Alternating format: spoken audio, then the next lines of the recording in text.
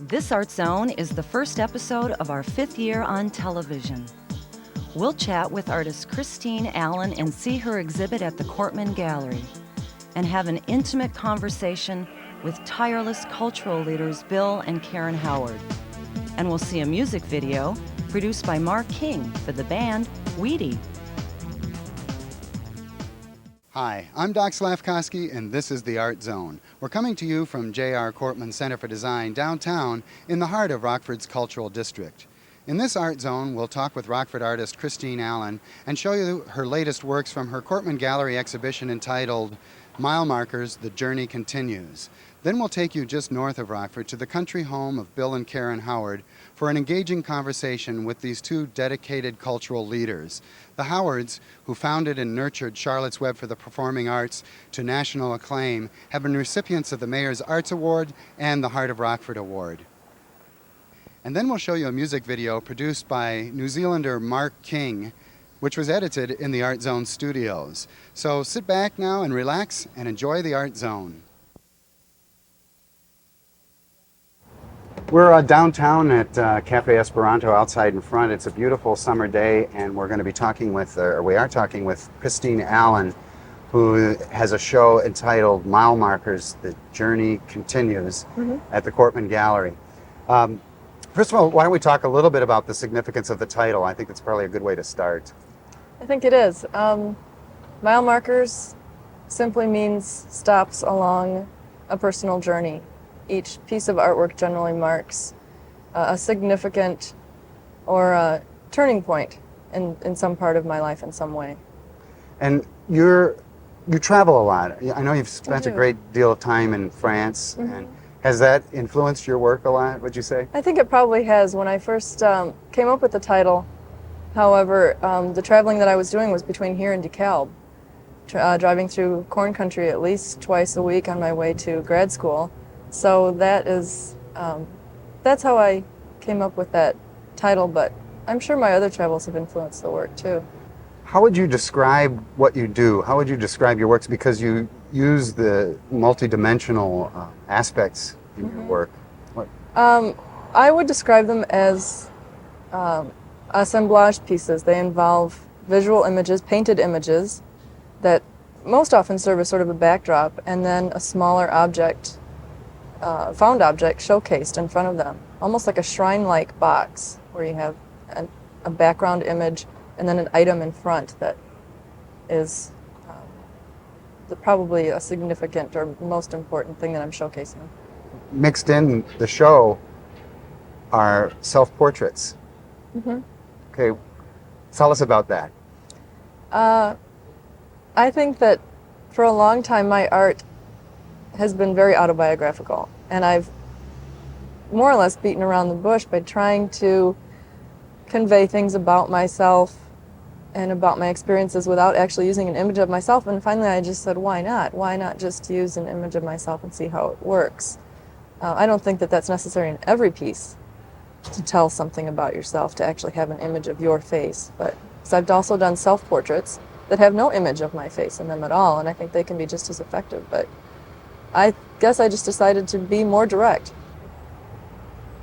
I don't know what it is that motivates me. I guess just that urge to express my thoughts, and the way that I feel is so great, but I don't feel comfortable sharing it always verbally with people that I'm close to. So I guess it's just that drive that keeps me motivated, that constant need to express what you're thinking or what you're feeling. What about your future? How do you see yourself in 10 years? Would you like to see yourself making a living just as an artist and not being able to do anything else? Absolutely. Yeah. I don't know if that's entirely realistic. There are very few people who reach that success. I heard once, if you hadn't made it by the time you're 25, you won't again until after you're 40. You won't have a prayer. There's a period in there where it's all lost. But sure, I'd like to make a living making art. I think the drive is always going to be there. It's either a part of you or it's not. You just have to keep making art. I think that the MileMarkers journey won't ever be complete. I don't think I'll ever reach the point where I have a show entitled MileMarkers Destination is Achieved, because as I hope to continue making art, I don't think I can ever reach the end of the journey, but there'll be stops along the way, probably some wrong turns. But I'm going to continue. Okay, that's good. That's real nice. I'm Carol Chambor-Smith, and this is the Art Zone.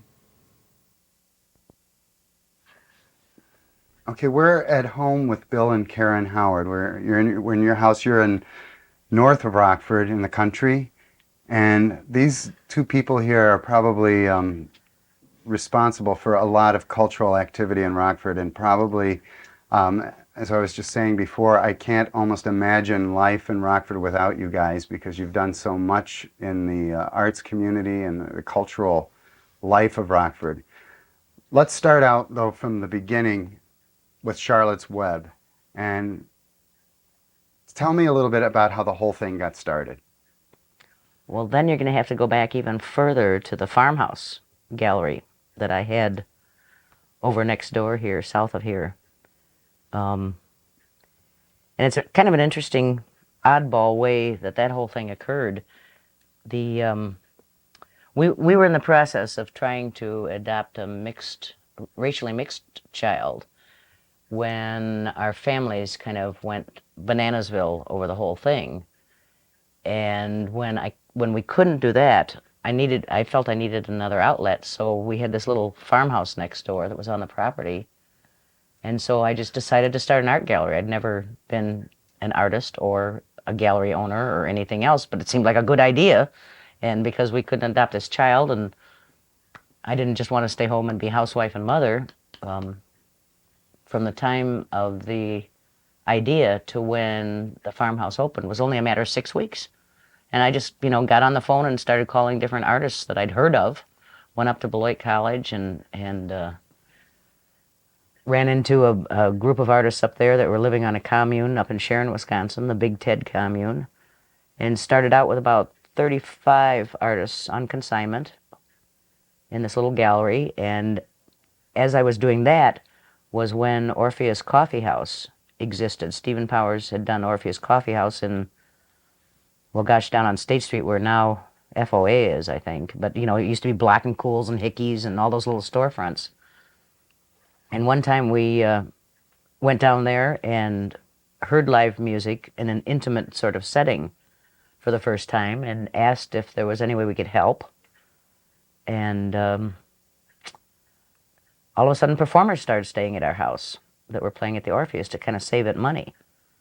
And then when Stephen Powers, who had originally started that after the death of his sister Charlotte, when he went back to school, we were all at loose ends trying to figure out where we were going to hear more live music, in that sort of setting, whether it be folk or blues or jazz or whatever. And we all went searching around looking for another building and found that wonderful old synagogue on First Avenue and opened up May 27th, 1972.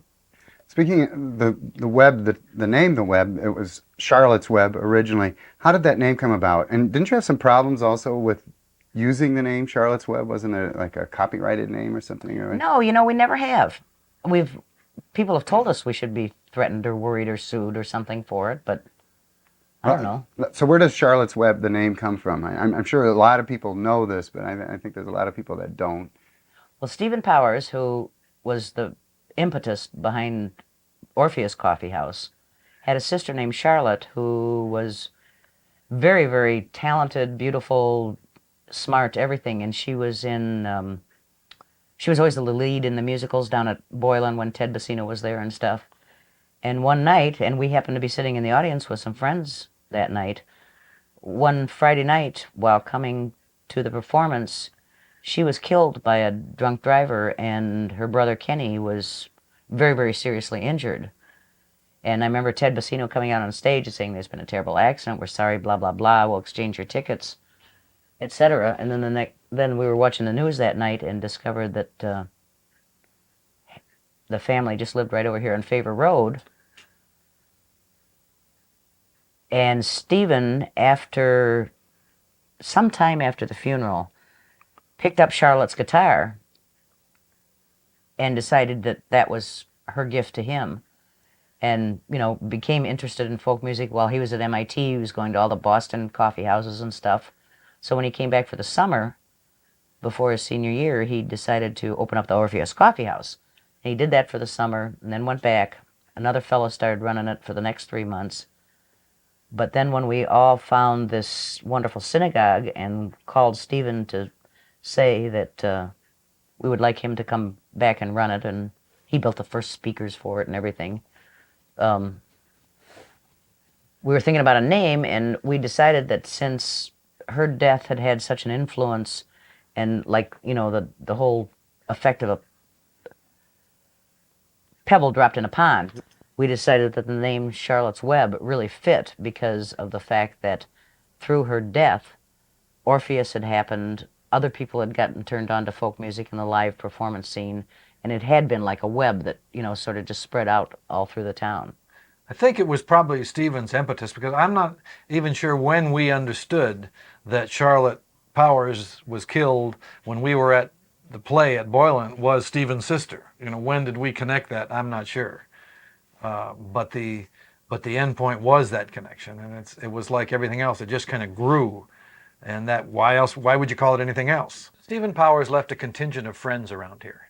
There was a lot of people interested in doing something and ready to do something that were really inspired into the performance thing by the Boylan High School direction of Ted Bacino and those people.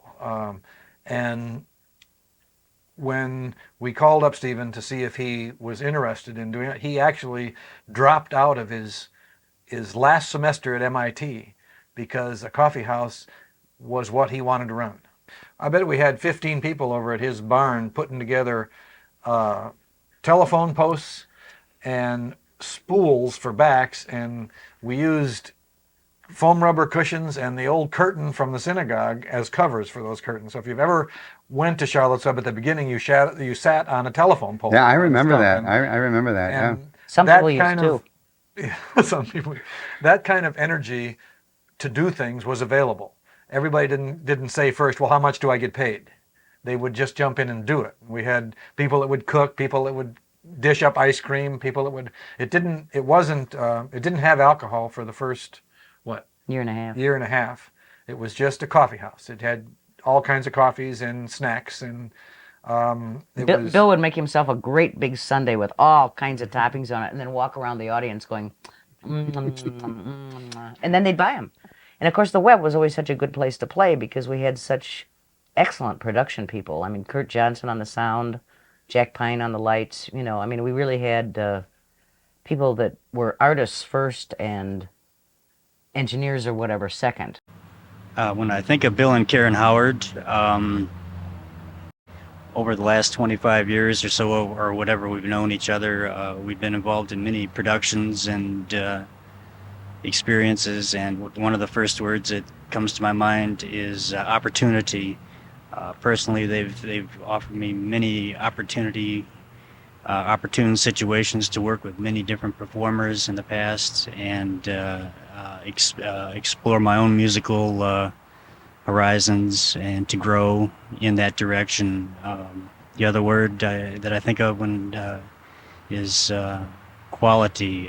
When they do things, it's done very well and with good consciousness, and those are a couple of words that come to my mind. You know, we'd just gotten the Web up and running in the end of May of '72, and about June 5th or so, Stephen said, you know, I've got this friend that's just graduating from Beloit College by the name of Jim Sullivan, and he wants to start a theater. What do you think? We went, well, you know, let's talk to him. So Jim came down in his best demeanor and sat around our snack bar, and we talked for a while, and at that time I think he figured the year budget was $2,500? I think it was $3,500, but anyway. Well, anyway, we decided to double it and go with that. We said, Jim, this is nice, but double that, and then maybe it'll have something. So for $7,000, he was paying his actors and actresses and everybody involved $50 a week. Including himself. Including himself. And we spent $50 on the costumes and $50 on the set for each play. And the tickets were $2.75 for Saturday night. It was incredible. Bill and Karen Howard and I met 24 years ago. So I've known them from the start of my work with New American Theater, when I founded the theater back then. And I've always regarded them as the sort of people who see the things get done. I mean, there were no committees, there were no feasibility studies. If there had been one about whether there should be such a thing as Charlotte's Web and or the New American Theater, of course, the feasibility study would have said no way. The committee would have disbanded. They got behind youth, which is what Stephen Powers and I were then, and said, we believe in this dream, just go for it, and we'll back it, for a year. That was the deal. And they actually gave me another year after that because they believed. That is something that just isn't around much anymore. And that's the great gift to this community that they are, and a great legacy.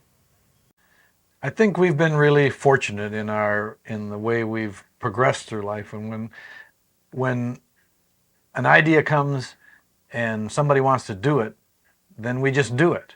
We never really had to stop and question, how do you do this? Why do you do this? Or even think we're qualified. We just go ahead. We just go ahead and do it. And that's kind of been the way we approach things. And we've never been rebuked to the extent that it's cut off that spontaneity. And that's... Now, how long were you at that location, though, in the synagogue? 72 till... Well, I left in 80. There was a transition there where Karen decided that it would be more true to what it was if those people that were running it and had been running it had emerged as the leaders of whether they were running the kitchen, whether they were running the production, what part they were playing was vital to the total thing. So she, in fact, took the ownership over and gave it to them, which was a partnership. It's interesting because a lot of people told us it'll never work without the old building because everybody has such fond memories. I mean, we had weddings there, we had funeral services there, people had their first date there, they got divorced the day after they'd been there. I mean, it had such an emotional part of so many people's lives that we knew we had to keep with that name. So that's back in 89 when we formed the not-for-profit and started it up again, we really had the vision of, restoring that building to what it was and what it could be for the next, umpteen years or whatever, and really thought we could do it. I mean, it was, the whole group there thought that $400,000, sure, we must be able to raise that, to restore the building and get it up to code. Well, $400,000 is something like, a big organization raises. We realized after a while that we were relatively small and probably couldn't do that. We didn't have any big bankers on our board or anything. And so we also decided philosophically that if we could raise $400,000, that would buy a ton of music for quite a few years around this town. And wouldn't we rather do that than put it into bricks and mortar? So we've become portable. In the last few years, we've brought 250 shows to 20 different downtown locations. Like with a blues band, we'll go into a bar. With a singer-songwriter that maybe isn't very well known, we've used Gallery 451, a smaller space. For the Children's Theater Company in Minneapolis, we go to the Coronado. It's allowed us a lot more variety. I think they're really kind of the conscience of the arts community. They are what keep us moving forward, looking ahead, trying new things, doing important things. And I don't know where the Rockford art scene, Rockford arts community would be I don't know where we would be without Karen and Bill. How did you guys juggle maintaining a home, raising a family, and still doing all what you do for the community?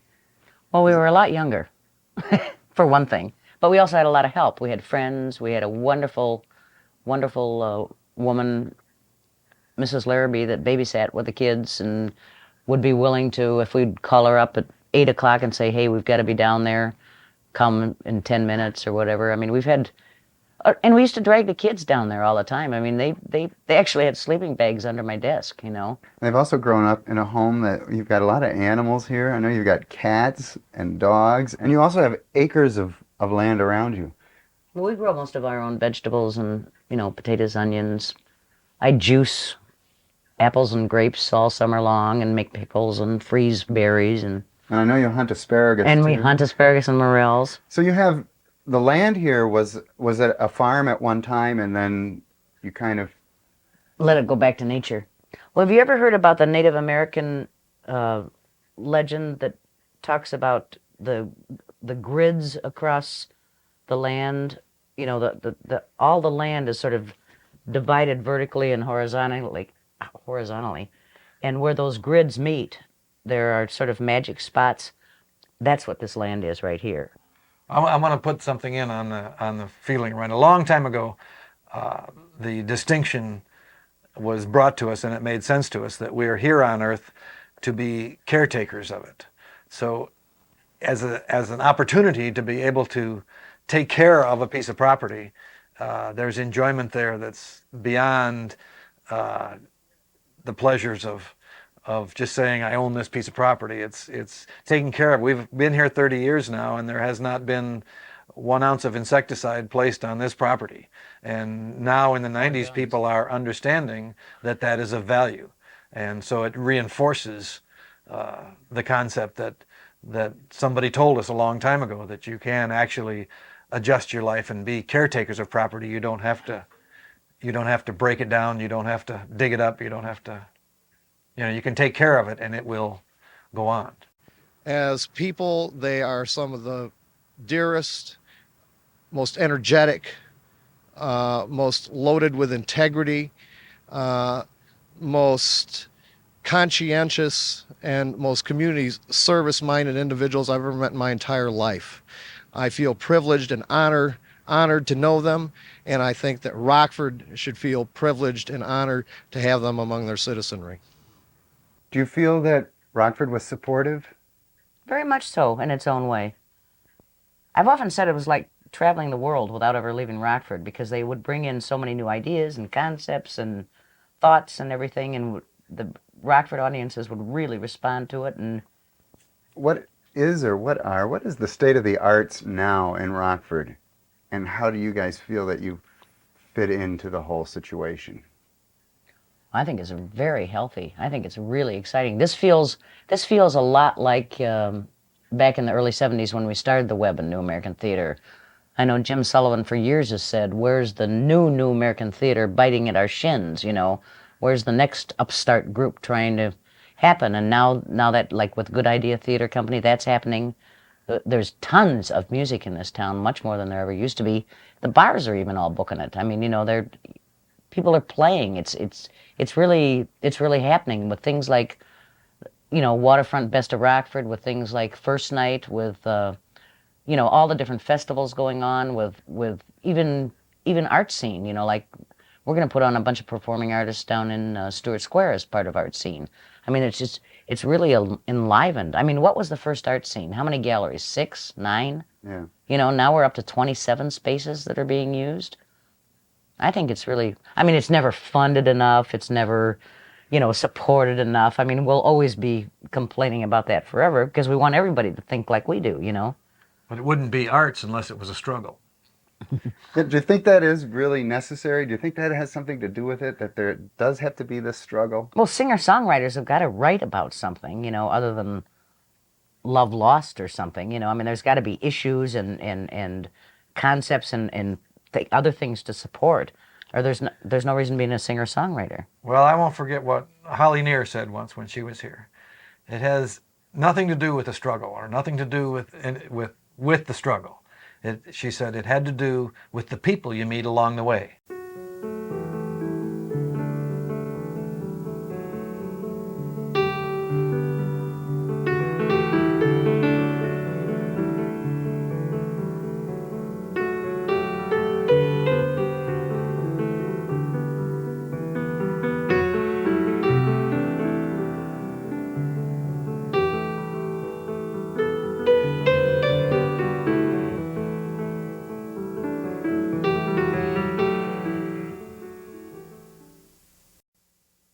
I can't imagine a day without getting up and promoting the arts in some way, shape, or form. We don't even talk about something like retirement because it doesn't seem real. It seems like this is what we do and we just keep doing it till we die, kind of.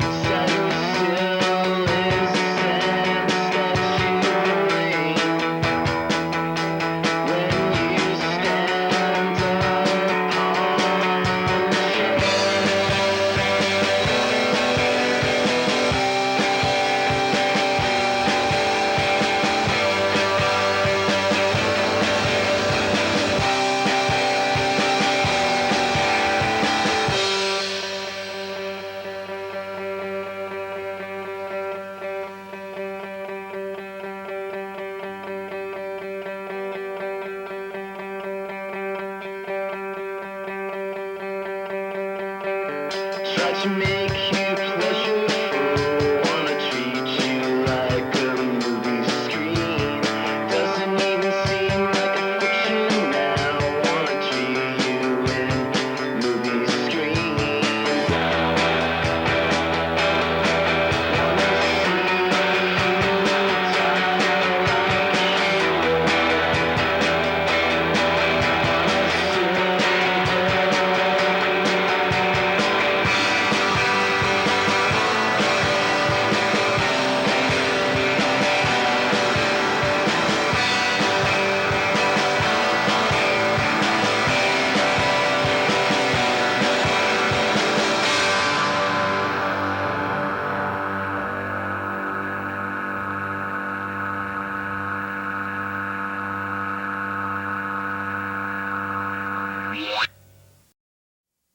Well, thanks for watching the Art Zone. We hope you enjoyed the show. By the way, this is the first show of our 5th year on the air with Art Zone.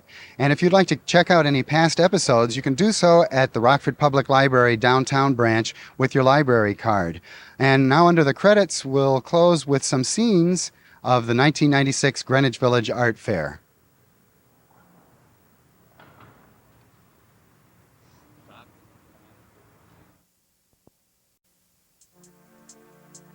This is the Art Zone.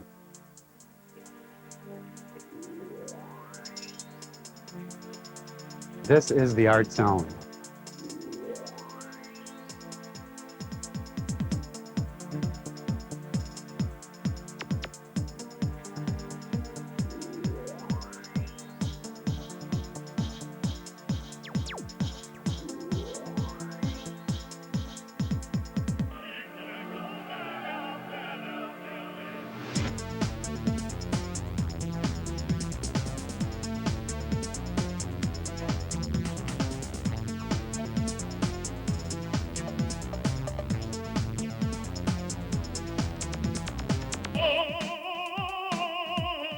This is Nancy Froelich speaking for ArtZone.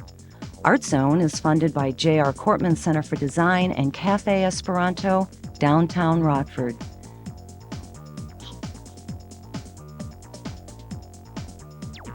This is the Art Zone. This is the Art Zone. This is the Art Zone. Support live music. That's the dog clapping.